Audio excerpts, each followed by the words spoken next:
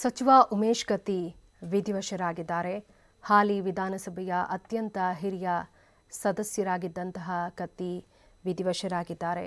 ಈ ಬಗ್ಗೆ ಈಗಾಗಲೇ ಎಂಎಸ್ ರಾಮಯ್ಯ ಆಸ್ಪತ್ರೆಯ ವೈದ್ಯರು ಕೂಡ ಮಾಹಿತಿಯನ್ನ ತಿಳಿಸಿದರು. 1985ರಲ್ಲಿ ರಾಜಕೀಯ ಪ್ರವೇಶ ಮಾಡಿದ್ರು ಕತ್ತಿ. ಅವರ ತಂದೆ ವಿಶ್ವನಾಥ ಕತ್ತಿ ನಿಧನದ ಬಳಿಕ ರಾಜಕೀಯವನ್ನ ಪ್ರವೇಶ ಮಾಡ್ತಾರೆ. ಹಾಲಿ ಹುಕ್ಕೇರಿ ಶಾಸಕರಾಗಿದ್ದ ಉಮೇಶ್ ಕತ್ತಿ ಜನತಾದಳ, ಜೆಡಿಯು, ಜೆಡಿಎಸ್ ಮತ್ತು ಬಿಜೆಪಿಯಲ್ಲಿ ಇದ್ರು. ಇನ್ನು ಕತ್ತಿ ಪಾರ್ಥಿವ ಶರೀರದ ಮುಂದೆ ಸಿಎಂ ಕೂಡ ಭಾವುಕರಾದರು.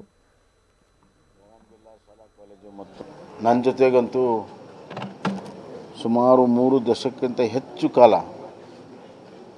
ಇವರ ಅಡುಗೆ ಮನೆಯಿಂದನೇ ಕ್ಲೌಡ್ ಕಿಚನ್ ಬಿಸ್ನೆಸ್ ರನ್ ಮಾಡ್ತಾರೆ. ದಿನಕ್ಕೊಂದು 4-5 ಗಂಟೆ ಎಕ್ಸ್ಟ್ರಾ ಕೆಲಸ ಮಾಡ್ತಾರೆ. ತಿಂಗಳಿಗೆ 1.5-2 ಲಕ್ಷ ಸಂಪಾದನೆ ಮಾಡ್ತಾರೆ. ಅವರಿಂದ ಕಲಿಬೇಕಾ? ಫ್ರೀಡಮ್ ಆ್ಯಪನ್ನು ಈಗಲೇ ಡೌನ್ಲೋಡ್ ಮಾಡಿ. ಒಂದು ಸಹೋದರರ ಒಂದು ಸಂಬಂಧ ಇತ್ತು. ಹಲವಾರು ರಾಜಕಾರಣದಲ್ಲಿ ಏರುಪೇರುಗಳನ್ನು ನಾವು ಒಟ್ಟಿಗೆ ನೋಡಿದ್ದೇವೆ. ಹಲವಾರು ಹೋರಾಟಗಳನ್ನು ಮಾಡಿದ್ದೇವೆ. ಹಲವಾರು ಪ್ರಮುಖ ರಾಜಕೀಯ ನಿರ್ಧಾರಗಳನ್ನು ಒಟ್ಟಿಗೆ ತೆಗೆದುಕೊಂಡಿದ್ದೇವೆ. ಹಲವಾರು ಸಂದರ್ಭಗಳಲ್ಲಿ ಆಡಳಿತಾತ್ಮಕ ನಿರ್ಣಯ ತೆಗೆದುಕೊಳ್ಬೇಕಾದ್ರೆ ಪರಸ್ಪರ ವಿಶ್ವಾಸದೊಂದಿಗೆ ಕೆಲಸವನ್ನು ಮಾಡಿದ್ದೇವೆ.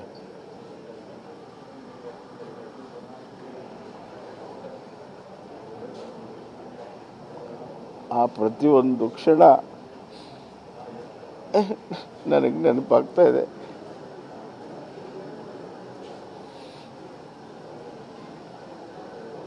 ಅವರ ಪ್ರಮುಖ ರಾಜಕೀಯ ನಿರ್ಧಾರಗಳಲ್ಲಿ ನನ್ನ ಇಟ್ಕೊಂಡು ಅವ್ರ ನಿರ್ಣಯವನ್ನು ಮಾಡ್ತಾ ಇದ್ರು.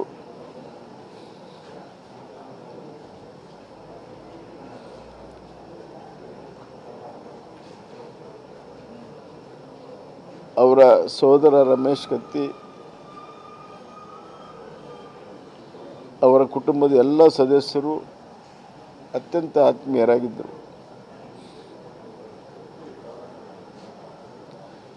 ರಾಜ್ಯ ಒಬ್ಬ ಕ್ರಿಯಾಶೀಲ ಧೀಮಂತ ನಾಯಕನನ್ನು ಕಳ್ಕೊಂಡಿದೆ. ಒಬ್ಬ ಸಹಕಾರಿ ಧುರೀಣನ್ನು ಕಳ್ಕೊಂಡಿದೆ. ಸಹಕಾರಿ ರಂಗದಲ್ಲಿ ಅವರ ಪಾತ್ರ ಭಾಳ ಹಿರಿದಾಗಿದೆ. ಹಿರಣ್ಯಕೇಶಿ ಸಹಕಾರಿ ಬ್ಯಾಂಕ್, ಸಹಕಾರಿ ಕಾರ್ಖಾನೆ, ಸಕ್ಕರೆ ಕಾರ್ಖಾನೆ, ಸ್ವತಂತ್ರ ಪೂರ್ವದ ವಿದ್ಯುತ್ ಶಕ್ತಿ ವಿತರಣೆಯ ಒಂದು ಸೊಸೈಟಿ, ಕರ್ನಾಟಕದಲ್ಲಿ ಏಕಮೇವ ಕೋಆಪರೇಟಿವ್ ವಿದ್ಯುತ್ ವಿಸ್ತರಣೆ ಸಹಕಾರಿ ರಂಗದಲ್ಲಿ ನನ್ನ ಅತ್ಯಂತ ಆತ್ಮೀಯ ಸಹೋದರು.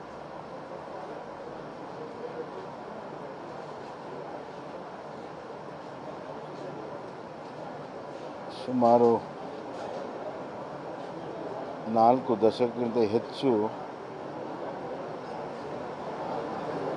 ಅವರ ಕುಟುಂಬದ ನಡುವೆ ಒಂದು ಸಂಬಂಧ.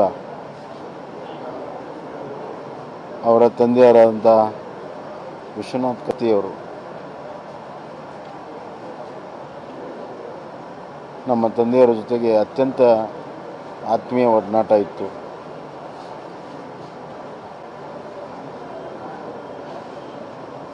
ಅವರು ವಿಧಾನಸಭೆಯ ಸೆಷನ್ ನಡೆಯುವಂಥ ಸಂದರ್ಭದಲ್ಲಿ ಹಾರ್ಟ್ ಅಟ್ಯಾಕ್ ಆಗಿ ಅಲ್ಲೇ ಕುಸಿದು ಅವರು ತೀರಿ ಹೋದರು. ಆ ಸಂದರ್ಭದಲ್ಲಿ ಅತ್ಯಂತ ಕಿರಿಯ ವಯಸ್ಸಿನ ಉಮೇಶ್ ಕತ್ತಿ ಕೇವಲ 25 ವರ್ಷ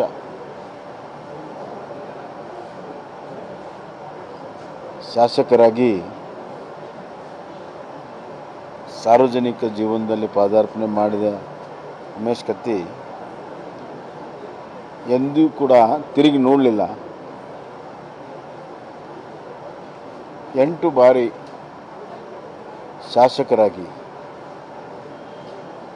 ಆಯ್ಕೆಯಾಗಿ ರಾಜ್ಯದ ಒಬ್ಬ ಪ್ರಮುಖ ನಾಯಕನಾಗಿ ಹೊರಹೊಮ್ಮಿದ್ರು.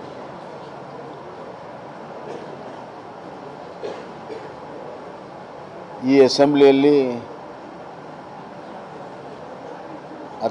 ಅತಿ ಹೆಚ್ಚು ಬಾರಿ ಶಾಸಕರಾದರಲ್ಲಿ ಅವರೇ ಹಿರಿಯರು, 8 ಬಾರಿ.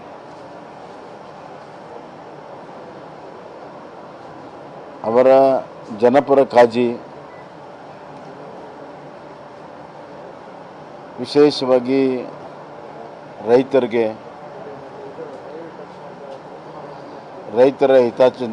ಚಿಂತಕರಾಗಿ ಅವ್ರು ಮಾಡಿರುವಂಥ ಕೆಲಸಗಳು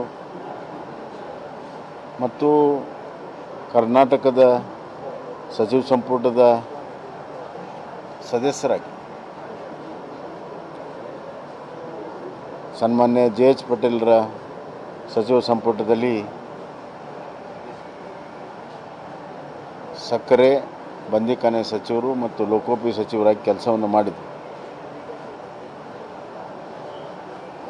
ತದನಂತರ ಸನ್ಮಾನ್ಯ ಯಡಿಯೂರಪ್ಪ ಸಾಹೇಬರ ಸಚಿವ ಸಂಪುಟದಲ್ಲಿ ಹಾರ್ಟಿಕಲ್ಚರ್, ಅಗ್ರಿಕಲ್ಚರ್ ಸಚಿವರಾಗಿ ಕೆಲಸ ಮಾಡಿದರು.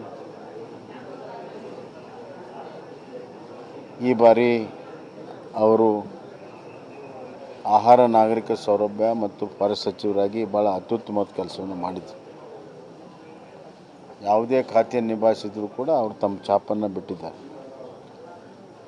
ಆಹಾರ ಸಚಿವರಾದ ಮೇಲೆ ಪ್ರಥಮ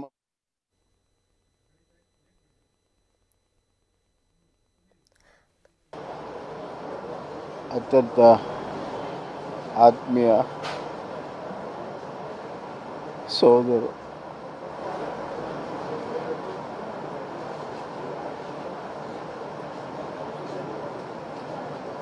ಸುಮಾರು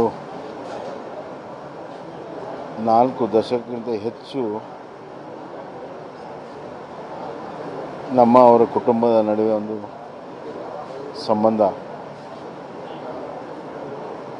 ಅವರ ತಂದೆಯರಾದಂಥ ವಿಶ್ವನಾಥ್ ಕತ್ತಿಯವರು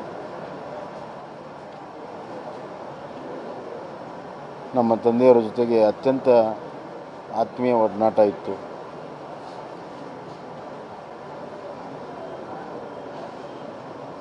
ಅವರು ವಿಧಾನಸಭೆಯ ಸೆಷನ್ ನಡೆಯುವಂಥ ಸಂದರ್ಭದಲ್ಲಿ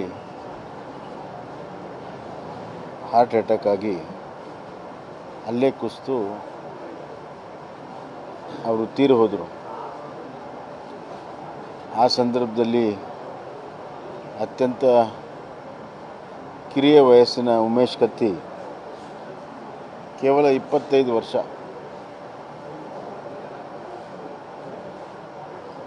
ಶಾಸಕರಾಗಿ ಸಾರ್ವಜನಿಕ ಜೀವನದಲ್ಲಿ ಪಾದಾರ್ಪಣೆ ಮಾಡಿದ ಉಮೇಶ್ ಕತ್ತಿ ಎಂದೂ ಕೂಡ ತಿರುಗಿ ನೋಡಲಿಲ್ಲ. 8 ಬಾರಿ ಶಾಸಕರಾಗಿ ಆಯ್ಕೆಯಾಗಿ ರಾಜ್ಯದ ಒಬ್ಬ ಪ್ರಮುಖ ನಾಯಕನಾಗಿ ಹೊರಹೊಮ್ಮಿದ್ರು.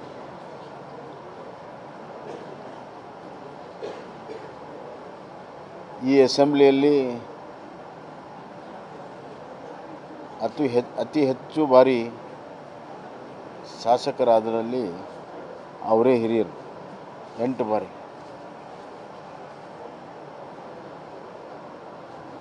ಅವರ ಜನಪರ ಕಾಳಜಿ, ವಿಶೇಷವಾಗಿ ರೈತರ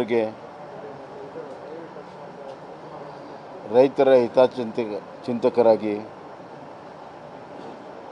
ಅವ್ರು ಮಾಡಿರುವಂಥ ಕೆಲಸಗಳು ಮತ್ತು ಕರ್ನಾಟಕದ ಸಚಿವ ಸಂಪುಟದ ಸದಸ್ಯರಾಗಿ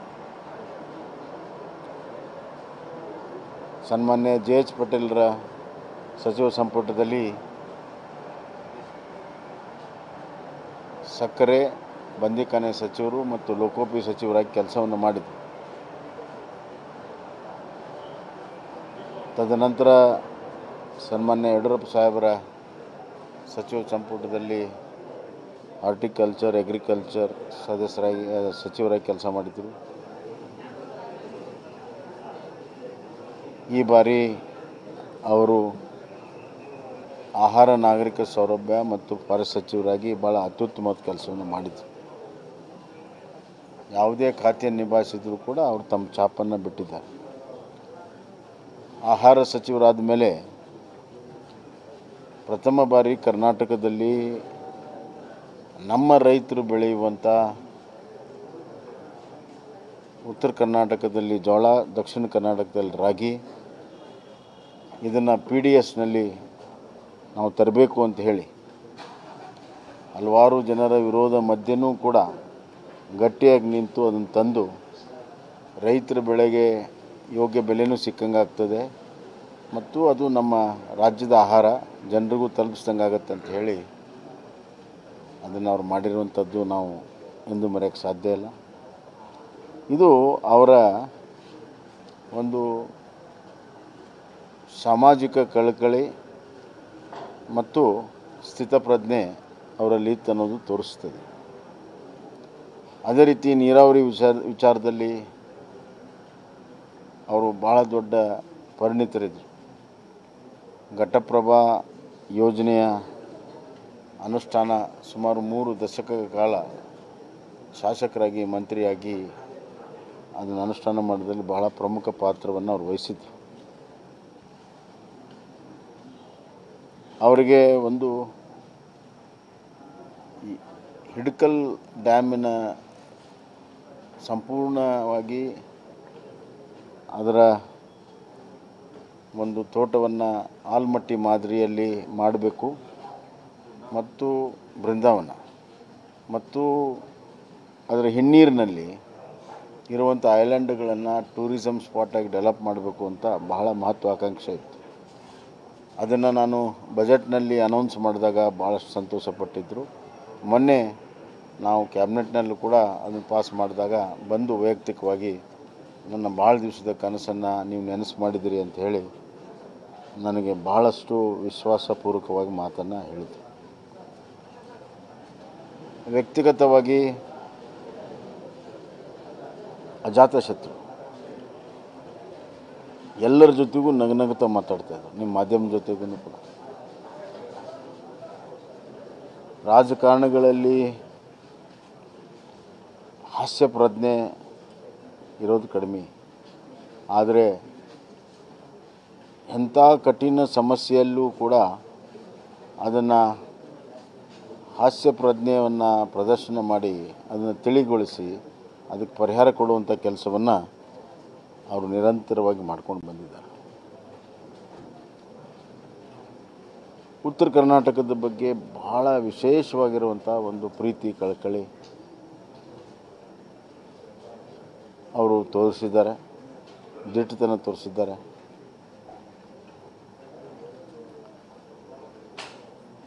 ಅವರ ಒಂದು ಸ್ನೇಹಕ್ಕೆ ಯಾರು ಸಮೀಪ ಬಂದಿದ್ದಾರೆ,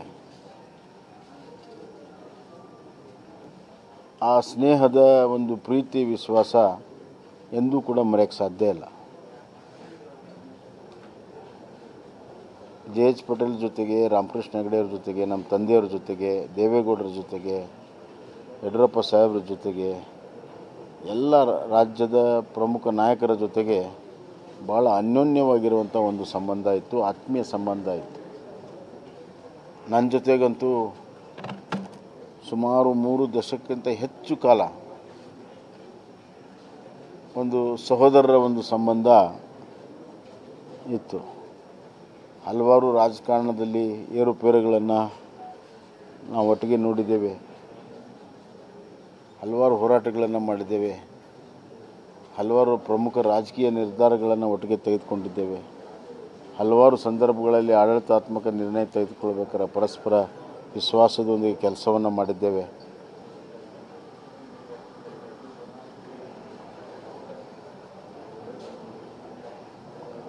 ಆ ಪ್ರತಿಯೊಂದು ಕ್ಷಣ ನನಗೆ ನೆನಪಾಗ್ತಾ ಇದೆ.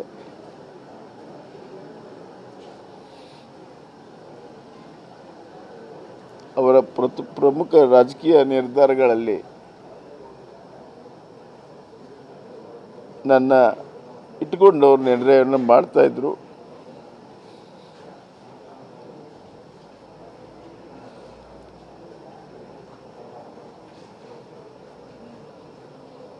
ಅವರ ಸೋದರ ರಮೇಶ್ ಕತ್ತಿ, ಅವರ ಕುಟುಂಬದ ಎಲ್ಲ ಸದಸ್ಯರು ಅತ್ಯಂತ ಆತ್ಮೀಯರಾಗಿದ್ದರು. ರಾಜ್ಯ ಒಬ್ಬ ಕ್ರಿಯಾಶೀಲ ಧೀಮಂತ ನಾಯಕನನ್ನು ಕಳ್ಕೊಂಡಿದೆ, ಒಬ್ಬ ಸಹಕಾರಿ ಧುರೀಣನ ಕಳ್ಕೊಂಡಿದೆ. ಸಹಕಾರಿ ರಂಗದಲ್ಲಿ ಅವರ ಪಾತ್ರ ಭಾಳ ಹಿರಿದಾಗಿದೆ. ಹಿರಣ್ಯಕೇಶಿ ಸಹಕಾರಿ ಬ್ಯಾಂಕ್, ಸಹಕಾರಿ ಕಾರ್ಖಾನೆ, ಸಕ್ಕರೆ ಕಾರ್ಖಾನೆ, ಸ್ವತಂತ್ರ ಪೂರ್ವದ ವಿದ್ಯುತ್ ಶಕ್ತಿ ವಿತರಣೆಯ ಒಂದು ಸೊಸೈಟಿ, ಕರ್ನಾಟಕದಲ್ಲಿ ಏಕಮೇವ ಕೋಆಪರೇಟಿವ್ ವಿದ್ಯುತ್ ವಿಸ್ತರಣೆ ಸಹಕಾರಿ ರಂಗದಲ್ಲಿ ಇರುವಂಥದ್ದು ಈಗಲೂ ಕೂಡ ಒಂದೇ. ಅದರ ಅಧ್ಯಕ್ಷರಾಗಿ ಭಾಳ ಸಮರ್ಪಕವಾಗಿ ವಿದ್ಯುತ್ ನಿರ್ವಹಣೆಯನ್ನು ಮಾಡ್ತಾಯಿದ್ರು. ರಾಜ್ಯಕ್ಕೆ ವಿದ್ಯುತ್ ಕ್ಷೇತ್ರದಲ್ಲಿ, ನೀರಾವರಿ ಕ್ಷೇತ್ರದಲ್ಲಿ ಹಲವಾರು ಬಾರಿ ಮಾರ್ಗದರ್ಶನವನ್ನು ಮಾಡಿದವರು. ಅದು ಎಂದೂ ಕೂಡ ನಾನು ಬಹಳ ದೊಡ್ಡ ಅನುಭವ ಇದೆ ಅಂತ ತೋರಿಸ್ಕೊಂಡವರಲ್ಲ, ಸಹಜವಾಗಿ ಕೆಲಸ ಮಾಡಿದವರು. ಅಜಾತಶತ್ರು, ವಿರೋಧ ಪಕ್ಷ ಆಗಲಿ ನಮ್ಮ ಪಕ್ಷ ಆಗಲಿ ಎಲ್ಲ ಪಕ್ಷದಲ್ಲೂ ಸ್ನೇಹಿತರಿದ್ದರು. ರಾಜ್ಯಕ್ಕೆ ಒಬ್ಬ ಧೀಮಂತ ನಾಯಕನನ್ನು ಕಳ್ಕೊಂಡಿದ್ದೇವೆ, ಒಬ್ಬ ಧುರೀಣನನ್ನು ಕಳ್ಕೊಂಡಿದ್ದೇವೆ. ಬೆಳಗಾಂ ಜಿಲ್ಲೆ ಒಬ್ಬ ಹಿರಿಯ ಧುರೀಣನ ಕಳ್ಕೊಂಡು ಅನಾಥ ಆಗಿದೆ. ಉತ್ತರ ಕರ್ನಾಟಕದ ಧ್ವನಿ ನಿಂತು ಹೋಗಿದೆ.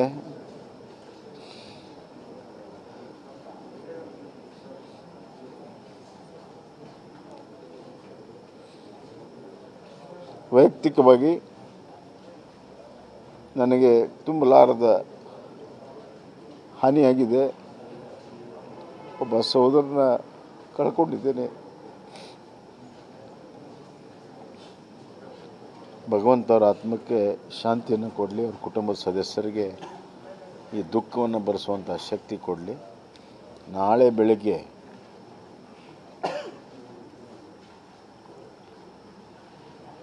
7 ಗಂಟೆಗೆ ಇಲ್ಲಿಂದ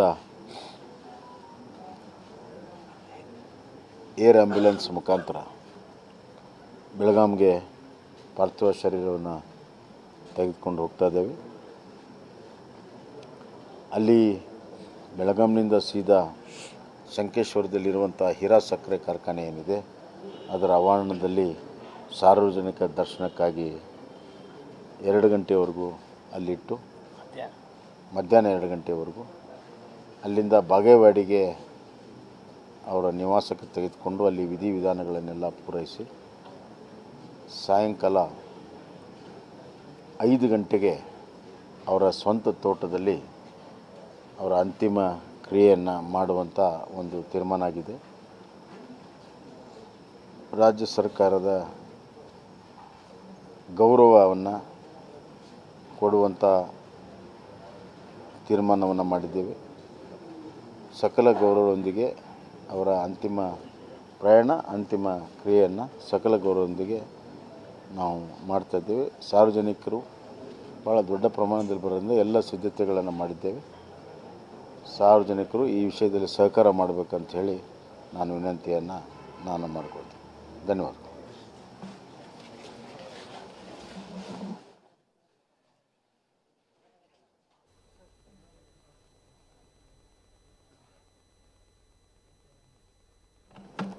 ಸುಮಾರು 3 ದಶಕಕ್ಕಿಂತ ಹೆಚ್ಚು ಕಾಲ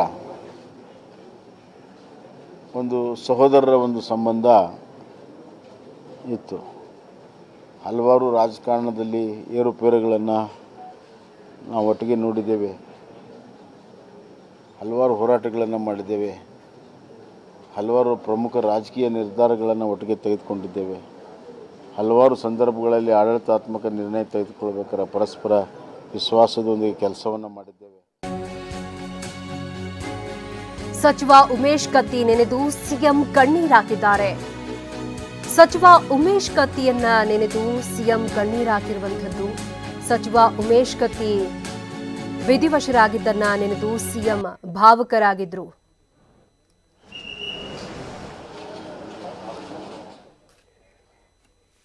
ಇವರ ಅಡುಗೆ ಮನೆಯಿಂದನೇ ಕ್ಲೌಡ್ ಕಿಚನ್ ಬಿಸ್ನೆಸ್ ರನ್ ಮಾಡ್ತಾರೆ. ದಿನಕ್ಕೊಂದು 4-5 ಗಂಟೆ ಎಕ್ಸ್ಟ್ರಾ ಕೆಲಸ ಮಾಡ್ತಾರೆ. ತಿಂಗಳಿಗೆ 1.5-2 ಲಕ್ಷ ಸಂಪಾದನೆ ಮಾಡ್ತಾರೆ. ಅವರಿಂದ ಕಲಿಬೇಕಾ? ಫ್ರೀಡಮ್ ಆ್ಯಪನ್ನು ಈಗಲೇ ಡೌನ್ಲೋಡ್ ಮಾಡಿ.